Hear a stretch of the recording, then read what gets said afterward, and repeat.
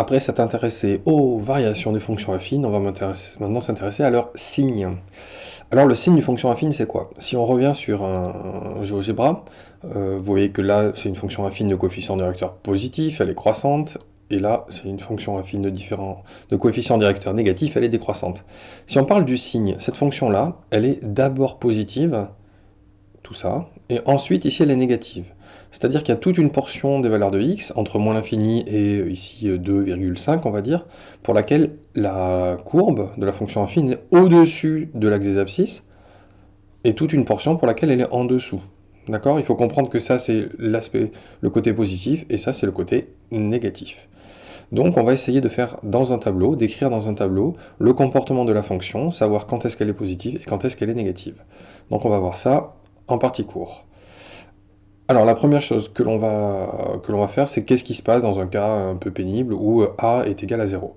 Alors si a est égal à 0, ça veut dire quoi? Revenons sur le GeoGebra. Si a est égal à 0, ça veut dire ça. Ça veut dire que la fonction, en fait, elle est toujours égale à b. Et donc quand b est positif, c'est-à-dire ici, la fonction elle est toujours au-dessus de l'axe des abscisses, donc elle est toujours positive. Quand b est négative, ben, la fonction est toujours négative. Autrement dit, la fonction, elle est toujours du signe de b. Donc c'est ce qu'on va écrire. Donc si a est égal à 0, la fonction f est du signe de b. Et c'est une fonction constante et elle est vraiment pas intéressante. Voilà. Bon, ce qui va nous intéresser, c'est quand a est différent de 0. Alors attention, on va changer un petit peu l'allure du cours, hein, pour que ce soit plus simple. Vous allez effacer ceci, effacer cela, et on va faire une seule méthode, vous allez voir ce qu'on va écrire. On va commencer par déterminer ce qu'on appelle la valeur charnière. Alors la valeur charnière, c'est la valeur pour laquelle il y a un basculement entre le côté positif et le côté négatif. Si je reviens sur le GeoGebra, avec un A qui est... Voilà. La valeur charnière, c'est ici, là, c'est moins 2. Ici, par exemple, si je change, hop, la valeur charnière, ça va devenir 1. C'est l'endroit où la courbe va changer de signe. Elle était positive, elle devient négative. Par exemple, ici, c'est moins 3. Donc cette valeur charnière, comment est-ce qu'on va la calculer?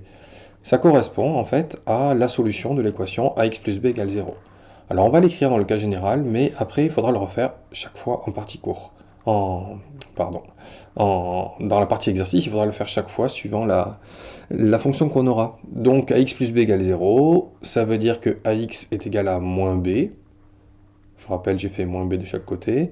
Et là, ça veut dire que c'est égal à x est égal à moins b divisé par a. J'ai fait une division par a ici.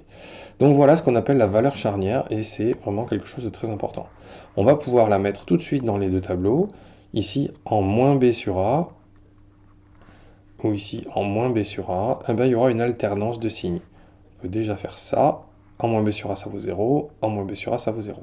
Maintenant la question qu'on se pose, c'est qu'est-ce qu'on a? Est-ce qu'on a ici plus, moins, ou bien moins plus, c'est-à-dire est-ce que la fonction est d'abord négative et après positive, ou l'inverse, d'abord positive et après négative? Ah bah, tout ça, c'est le coefficient a qui va nous le donner. Alors, on revient encore une fois sur le GeoGebra. Regardez ici, là, a est positif, la fonction est croissante, ça veut dire, ben, elle est d'abord négative et après positive. Ça, ce sera vrai tout le temps dès que a sera positif. Quand la fonction est croissante, forcément, elle part du bas et elle va vers le haut. Donc, elle est d'abord négative et après positive. Donc, on va écrire ici moins, plus. Ça, c'est quand A est positif, j'insiste bien. Quand A est négatif, évidemment, ça va être le contraire, on va le voir. Si A est négatif, on se retrouve avec une fonction qui est décroissante. Si la fonction est décroissante, d'abord, elle est positive, et ensuite, elle est négative. Donc, dans mon tableau, ça me donnera plus et moins.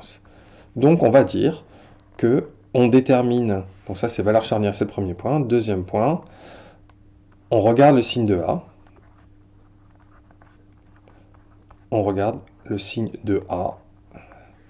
Donc, si A est positif, l'alternance de signes, ce sera moins plus. Si A est négatif, l'alternance de signes sera plus moins. Ainsi qu'on le voit dans le tableau. Le tableau va nous servir à résumer en fait tout ce qu'on a fait. Voyons ça sur un exemple. Donc, tableau de signes de la fonction f de x égale 3x plus 6. Premier point, la valeur charnière. Donc, j'écris valeur charnière. Alors c'est moi qui appelle ça comme ça, hein, c'est pas forcément normalisé. Mais moi j'aime bien appeler ça comme ça parce que la charnière c'est la valeur autour de laquelle les choses tournent. Donc 3x plus 6 égale 0, ça veut dire 3x égale moins 6, ça veut dire x égale moins 6 divisé par 3. Et moins 6 divisé par 3 ça fait 2. Ça veut dire que cette fonction, pour la valeur moins 2, pardon pour l'erreur, moins 6 divisé par 3 ça fait moins 2, pour la valeur moins 2, ben, elle vaut 0. f2 moins 2 ça vaut 0. Donc je sais que dans le tableau que je vais dessiner ici, x, f de x, j'aurai la valeur charnière moins 2, donc on est entre moins l'infini et plus l'infini, et en moins 2 ça vaut 0, c'est sûr. Maintenant, est-ce que c'est plus ou moins, ou est-ce que c'est moins que plus? Ça, je vous rappelle, il faut regarder la valeur de a. A, ici, c'est ce qui multiplie x, ça vaut 3. Si a vaut 3, 3 c'est positif, donc l'alternance des signes, c'est à savoir par cœur, c'est moins plus. Et voilà, j'ai fini le tableau de signes de ma fonction f.